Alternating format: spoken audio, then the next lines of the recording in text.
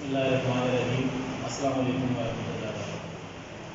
प्यारे बच्चों, उर्दू ग्रामर आज हम क्या पढ़ेंगे?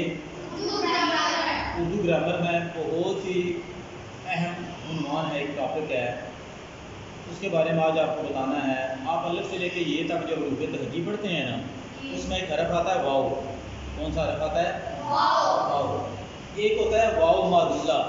आज हम पढ़ेंगे वाव मादुला के बारे में, उर्दू ग्रामर का इंतहाई अहम उन्वान। चलिए आइए सबक शुरू करते हैं।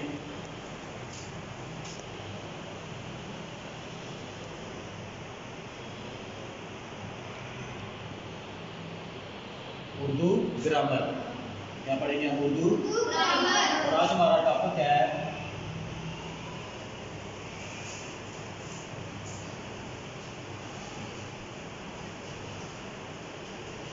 वाव मादुला।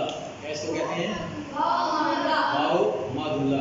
ये वो वाव होती है जो लिखने में तो आती है, लिखने में, लेकिन पढ़ने में नहीं आती। पढ़ने में उसकी आवाज़ नहीं आएगी। ठीक है, अब मिसाल के तौर पर मैं यहाँ मिसालें देता हूँ।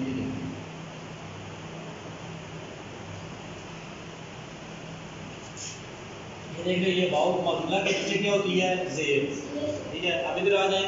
ये लफ्ज़ मैंने लिखा है खुश। क्या लिखा है? अब वाव के नीचे यहाँ पे ज़ेर है, इसकी जो वाव है ये बन गई है वाव मादुला। दूसरा लफ्ज़ मैंने लिखा है ख्वाब। क्या लिखा है?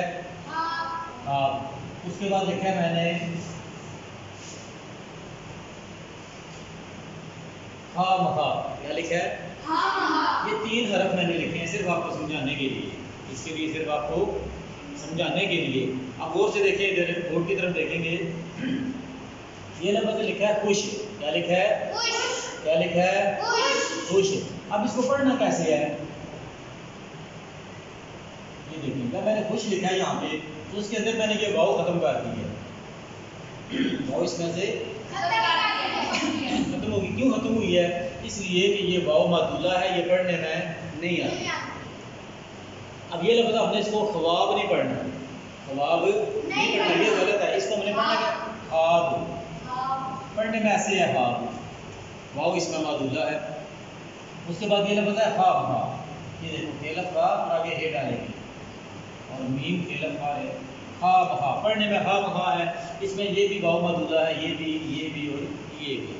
यानी कि उर्दू के वो तमाम हरूफ वाव वाले, वाव के नीचे जब ज़ेर होगी वो लिखने में तो आएगी, पढ़ने में नहीं आएगी। तो ऐसी वाव को हम क्या कहते हैं? वाव मादुला। क्या कहते हैं? वाव मादुला उसको कहते हैं जी। ठीक है, उम्मीद है कि आज का उर्दू ग्रामर का ये टॉपिक वाव मादुला आपको समझ आ गया होगा। अगली वीडियो तक के लिए इजाज़त दीजिए। अल्लाह हाफ़िज़।